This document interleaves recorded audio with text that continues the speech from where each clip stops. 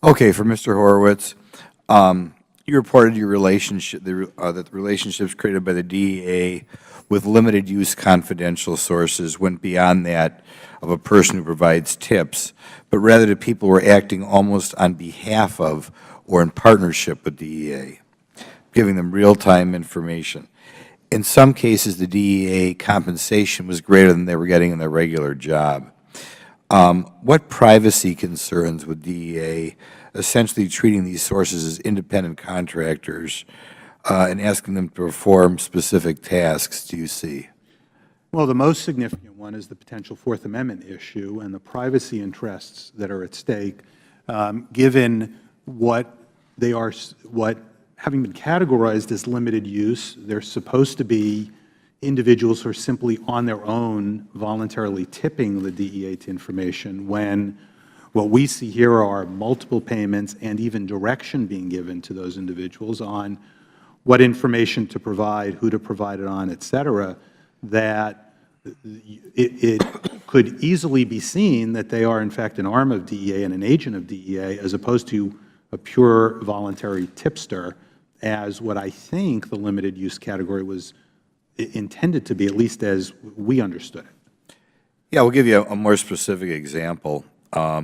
It appears the DEA had one confidential source working in the parcel industry, and they were opening up packages, and if they found cash, they were alerting DEA.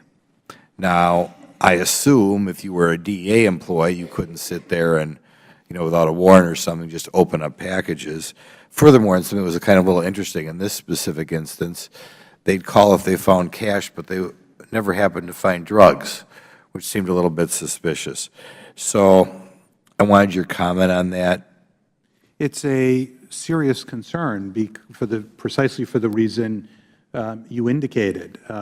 I think there are two competing issues here, right? The public wants two things to be occurring. They don't want to see drugs or illegally transmitted currency being transmitted through these processes, but they also want to make sure that people are following the constitutional rules, laws, and procedures, and that everybody's privacy and expectations when they send a package through the mail aren't invaded simply in a rummage or search by someone who's looking for a cash reward with little control over them. And that's the problem that we saw here. Do you think as a practical matter they're hiring people, or they're giving payments, sometimes payments more than a person's salary, to do something that would be unconstitutional if their own employees did it? They're potentially incentivizing individuals to essentially act as their arm, raising that Fourth Amendment issue, as you indicated.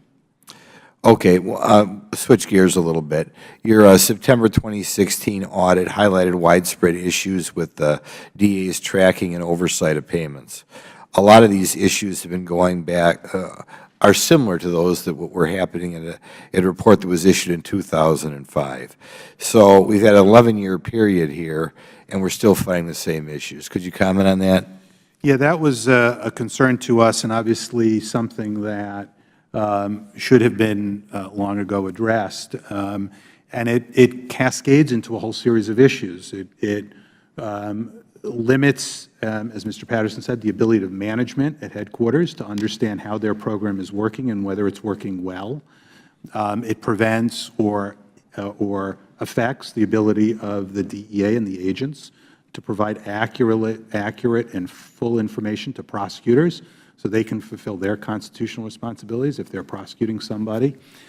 It limits the ability of the public, and through reports to Congress and the work that we do, to understand whether its money is being used wisely and consistent with the parameters of what is permissible and not permissible.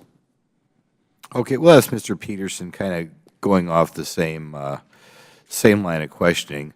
What your comments are that we seem to have the same problems in 2016 as were identified 10 years ago, 11 years ago. That's correct, sir. So we have a computerized database that is about 5 years old that did not exist back in 2005. It resides at headquarters. During their review, and frankly during our current reviews, we're seeing that not all information is filled in.